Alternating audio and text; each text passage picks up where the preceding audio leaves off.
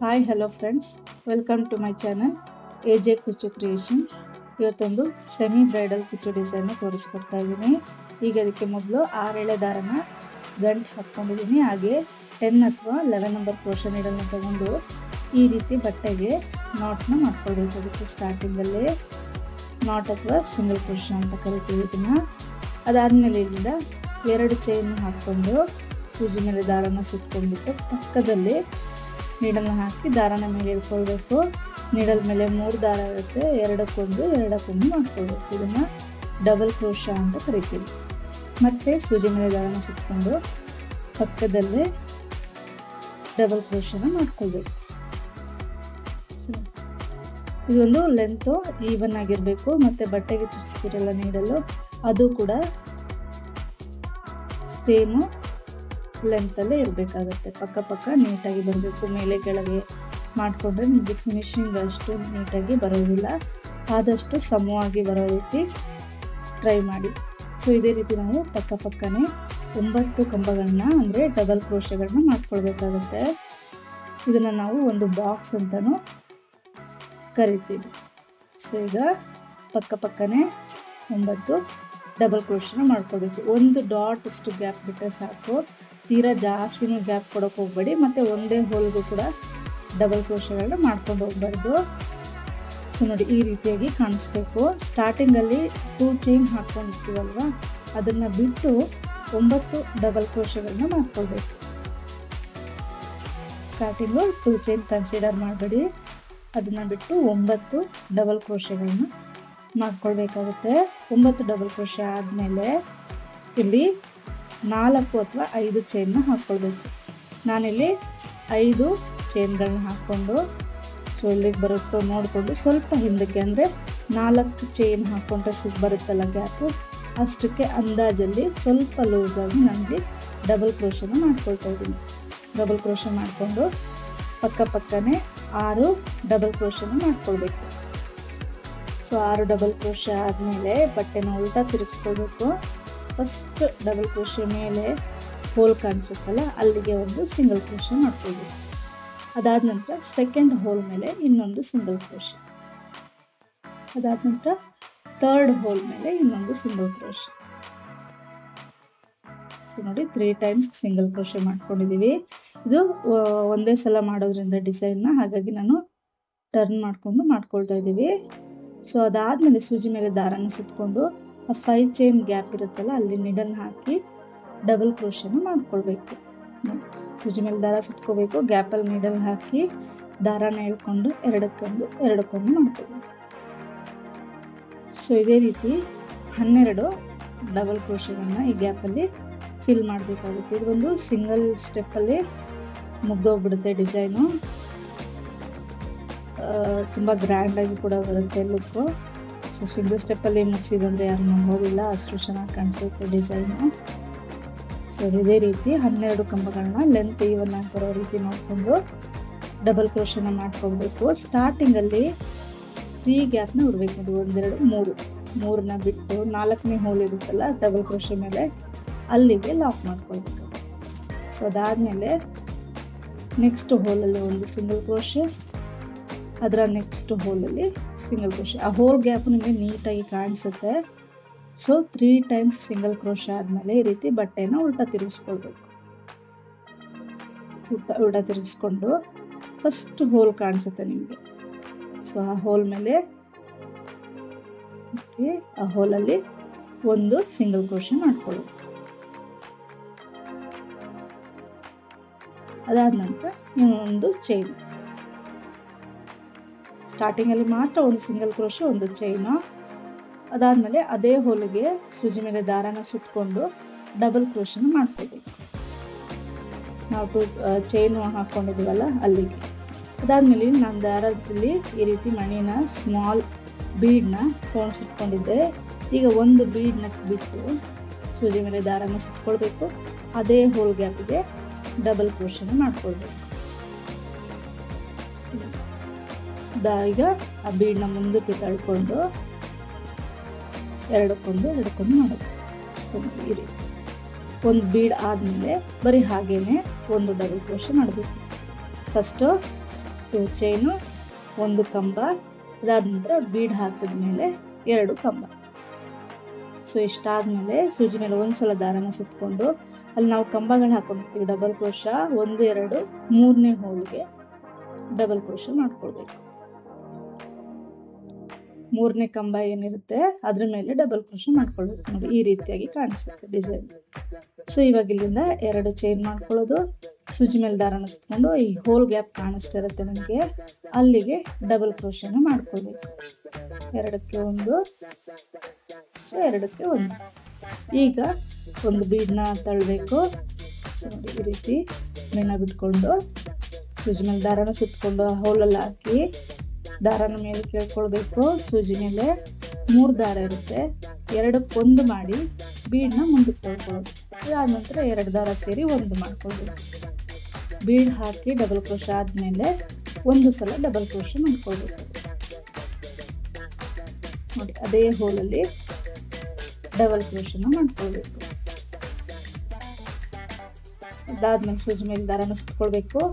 2 hole ಗ್ಯಾಪ್ನ ಬಿಟ್ಟು 1 2 ಬಿಟ್ಟು 3ನೇ ಹೋಲ್ ಗ್ಯಾಪ್ಗೆ ಡಬಲ್ ಕ್ರೋಶನ ಮಾಡ್ಕೊಳ್ಬೇಕು. ಸೊ ಈಗ ಮತ್ತೆ 2 ಚೈನ್, ಸೂಜಿ ಮೇಲೆ ದಾರನ ಸುತ್ತಕೊಂಡು ಆ ಹೋಲ್ ಗ್ಯಾಪ್ಗೆ ಡಬಲ್ ಕ್ರೋಶ ಮಾಡ್ಕೊಳ್ಬೇಕು.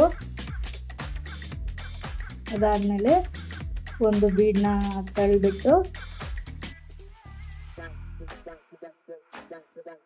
ಸೂಜಿ ಮೇಲೆ ದಾರನ ಸುತ್ತಕೊಂಡು ಆ ಹೋಲ್ ಗ್ಯಾಪ್ಗೆ ನೀಡನ್ನ ಹಾಕಿ ದಾರನ ಮೇಲೆ ಕೇಳ್ಕೊಳ್ಬೇಕು. ಸೂಜಿ ಮೇಲೆ 3 ದಾರ ಇರುತ್ತೆ, 2ಕ್ಕೆ 1 ಮಾಡಬೇಕು. ಬೀಡ್ನ ಮುಂದಕ್ಕೆ ಸರಿಸಿ 2ಕ್ಕೆ 1 ಮಾಡಬೇಕು.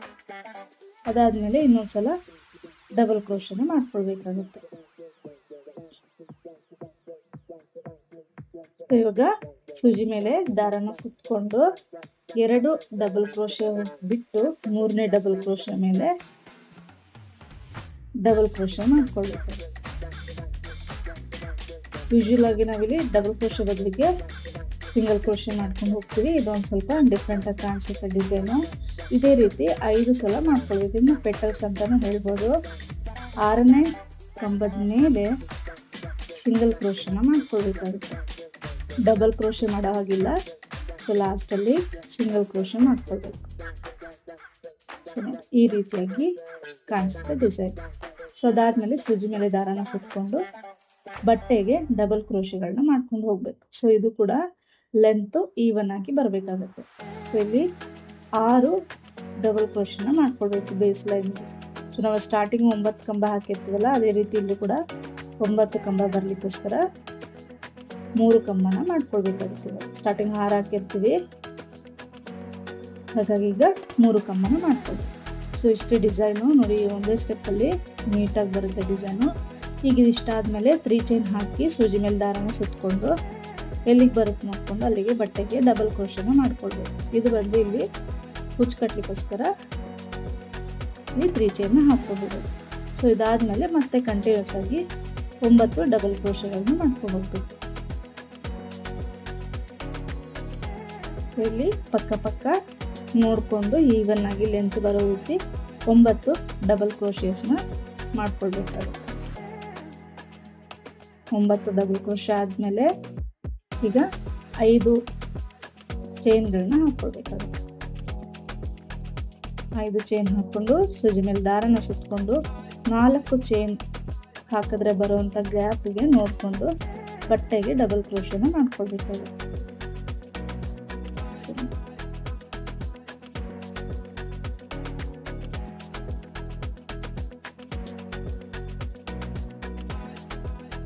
ಈಗ ಬಟ್ಟೆನ ಉಲ್ಟಾ ತಿರುಗಿಸ್ಕೊಂಡು ಪ್ರತಿಯೊಂದು ಕಂಬ ಅಂದರೆ ಸ್ಟಾರ್ಟಿಂಗಿಂದ 3 ಕಂಬದ ಮೇಲೆ 3 ಸಿಂಗಲ್ ಕ್ರೋಶೆ ಮಾಡ್ಕೊಳ್ಬೇಕು. ಅದಾದ ನಂತರ 5 ಚೈನ್ ಗ್ಯಾಪಿಗೆ 12 ಕಂಬಗಳನ್ನ ಫಿಲ್ ಮಾಡ್ಕೊಳ್ಬೇಕು. ಸರಿ, 12 ಕಂಬ ಆದಮೇಲೆ ಸ್ಟಾರ್ಟಿಂಗಿಂದ 3 ಡಬಲ್ ಕ್ರೋಶೆ ಹೋಲ್ ಇರುತ್ತಲ್ಲ ಮೇಲೆ 1 2 ಅದಾದ ನಂತರ 3. ಸೊ ಈ 3 ಬಿಟ್ಟು 4ನೇ ಹೋಲಿಗೆ ಸಿಂಗಲ್ ಕ್ರೋಶೆ ಮಾಡ್ಕೊಳ್ಬೇಕಂದ್ರೆ ಲಾಕ್ನ ಮಾಡ್ಕೊಳ್ಬೇಕಾಗುತ್ತೆ. ಲಾಕ್ನ ಮಾಡಿಕೊಂಡು ಅದಾದಮೇಲೆ ನೆಕ್ಸ್ಟ್ 2 ಹೋಲ್ಗೆ ಫಸ್ಟ್ ಹೋಲ್ಗೆ ಒಂದು ಸಿಂಗಲ್ ಕ್ರೋಶೆ, ನೆಕ್ಸ್ಟ್ ಹೋಲ್ಗೆ ಒಂದು ಸಿಂಗಲ್ ಕ್ರೋಶೆ, ಟೋಟಲ್ ಆಗಿ 3 ಸಿಂಗಲ್ ಕ್ರೋಶೆ ಮಾಡ್ಕೊಳ್ಬೇಕು. 12 ಕಂಬ ಆದಮೇಲೆ 3 ಸಿಂಗಲ್ ಕ್ರೋಶೆ ಮಾಡಿಕೊಂಡು ನೋಡಿ ಈ ರೀತಿ ಮಾಡಿಕೊಂಡು ಬಟ್ಟೆನ ಸ್ಟ್ರೈಟಾಗಿ ಇಟ್ಕೊಳ್ಬೇಕು.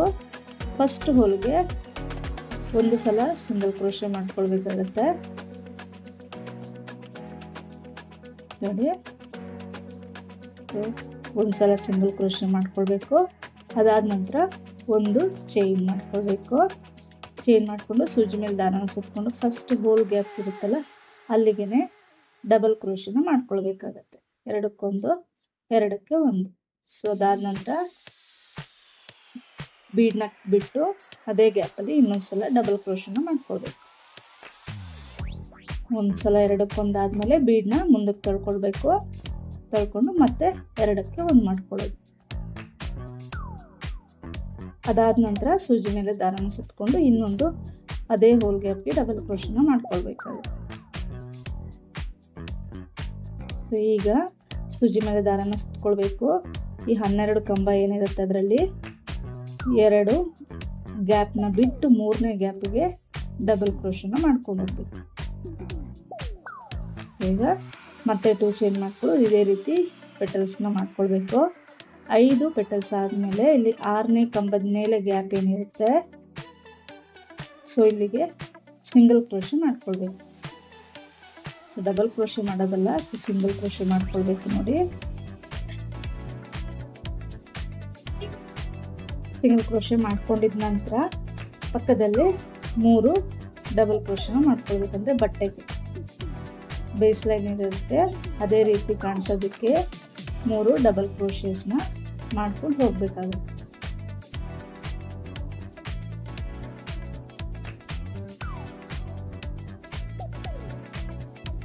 ನೋಡಿ ಈವನ್ ಆಗಿ ಬರಬೇಕಾಗುತ್ತೆ ಲೆಂತ್. ಪಕ್ಕದಲ್ಲೇ 3 ಡಬಲ್ ಕ್ರೋಶೆನ ಮಾಡ್ಕೊಳ್ಬೇಕು. ತುಂಬಾ ಈಸಿ ಇದೆ ಡಿಸೈನು, ಬರೀ ಡಬಲ್ ಕ್ರೋಶೆದಲ್ಲೇ ಮುಗಿದೋಗುತ್ತೆ. ನೋಡೋದಕ್ಕೆ ಸ್ವಲ್ಪ ಕಷ್ಟ ಅಂತ ಅನ್ನಿಸ್ಬೋದು, ಮಾಡೋದಕ್ಕೆ ತುಂಬ ಈಸಿ ಇದೆ ಮತ್ತು ಬೇಗ ಮುಗ್ದೋಗ್ಬಿಡುತ್ತೆ. ಕಾಸ್ಟ್ ಕೂಡ ನೀವು ಇದಕ್ಕೆ ಜಾಸ್ತಿ ಚಾರ್ಜ್ ಮಾಡ್ಬೋದು. ಇದಾದ್ಮೇಲೆ ಈಗ 3 ಕಂಬ ಆದ್ಮೇಲೆ 3 ಚೈನ್ ಹಾಕ್ಕೊಂಡು ಎಲ್ಲಿಗೆ ಬರುತ್ತೆ ನೋಡ್ಕೊಂಡು ಅಲ್ಲಿಗೆ ಬಟ್ಟೆಗೆ ಲಾಕ್ ಮಾಡ್ಕೊಳ್ಬೇಕು.